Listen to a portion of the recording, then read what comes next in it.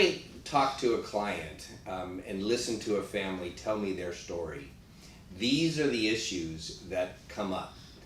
Do you agree that reducing income tax, reducing estate tax, asset protection, control, beneficial enjoyment, and legacy planning, are these the one that you find when you speak to clients, ranked in a different order for the Smith family or the Jones family, but are these generally the 95% of the time the questions that they want or concerns that are on their mind?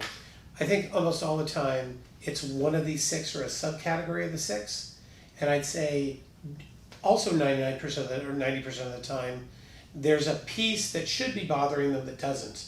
There's this at the front of their mind, and there's something nagging at them, but they can't label it. Yeah. And it's one of these others, they just don't have the language for it. Yeah. So when you're able to illuminate, well, maybe it's part of this, yes. I've always known that's a problem, I just didn't know how to say it.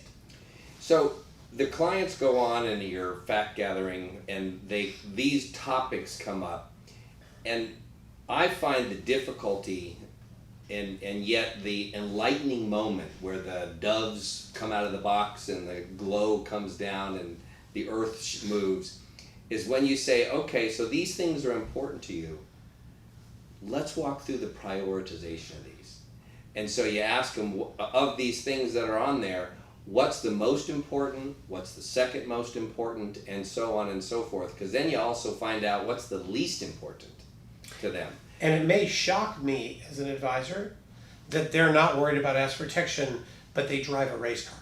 No, but that's okay.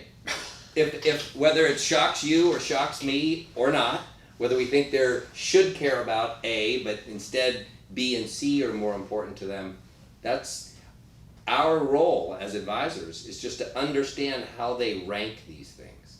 Would you agree? And help them give language to it. Most people that have a fear or frustration over something where they can't move forward have never thought about it long enough to give it a language and compartmentalize each piece. And where you're meeting with two people, let's say partners or husband and wife, it will always be surprising that they have different, right, and they've never talked about it. Right. And they start to verbalize, and an advisor may be uncomfortable when the couple starts to disagree. Actually, when the couple starts to disagree, they're having a real conversation, and you're the only place they're having it.